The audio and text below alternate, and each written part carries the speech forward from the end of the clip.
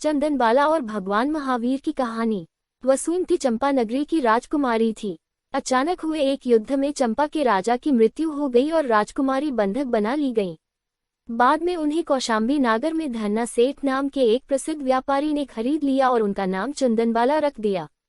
सेठ राजकुमारी को अपनी पुत्री की तरह मानता था, पर उसकी पत्नी मूला को डर था कि कहीं सेठ राजकुमारी के प्रेम में न पड़ जाए। एक बार जब सेठ व्यापार के सिलसिले में किसी दूसरे नगर गया हुआ था, तब मूला ने राजकुमारी का सिर मुंडवा कर बेड़ियों से बंधवा दिया। 3 दिनों तक राजकुमारी को भूखा प्यासा रखा गया और अंत में उन्हें भुने हुए चने खाने को दिए गए। इधर महावीर कठोर तपस्या में लगे हुए थे और अपने 5 महीने के उपवास को तोड़ने के लिए घर घर जाकर भिक्षा मांग रहे थे। अब तक उनकी कीर्ति दूर दूर तक फैल गई थी और हर कोई इस तपस्वी को अच्छा से अच्छा भोजन कराने के लिए आतुर था, पर महावीर परिस्थिति और भोजन देखने के बाद आगे बढ़ जाते और कहीं भी अन्न ग्रहण न करते। लोगों के लिए महावीर का ये व्यवहार समझ से परे था। वे ये नहीं जानते थे कि कुछ खास परिस्थितियां पूर्ण होने पर ही वे अपना उपवास तोड़ते हैं, फिर चाहे ऐसा होने में महीनों ही क्यों न लग जाएं। महावीर मानते थे कि यदि प्रकृति उन्हें जीवित रखना चाहती है तो वह उनका प्रण जरूर पूरा करेगी। माना जाता है कि भगवान महावीर ने अपनी 12 साल की तपस्या में सिर्फ 349 बार ही भोजन ग्रहण किया था।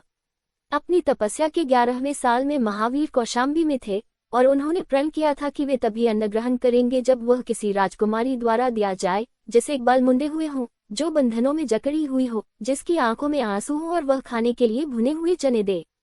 ऐसी शर्त पूरा होना बहुत कठिन था और महावीर 5 महीने 25 दिनों तक कौशाम्बी में एक घर से दूसरे घर भटकते रहे। चंदनबाला को भी यह बात पता थी कि महावीर अपना उपवास तोड़ने के लिए घर घर भिक्षा मांग रहे हैं, और जैसे ही 3 दिनों की यातना के बाद उसे खाने के लिए चने दिए गए, उसके मन में यही विचार आया कि काश वह इसे उस तपस्वी को दान दे पाती और वह उसे स्वीकार कर लेते। वह ऐसा सोच ही रही थी कि महावीर सेठ के द्वार पर भिक्षा मांगते हुए पहुंचे।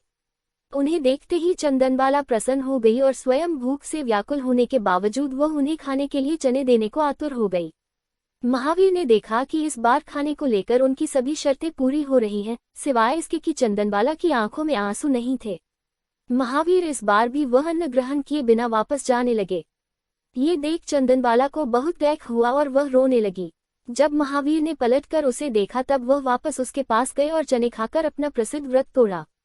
कालांतर में जब भगवान महावीर को ज्ञान प्राप्त हुआ तब चंदनबाला ही 36,000 जैन साध्वियों की पहली प्रमुख बनी।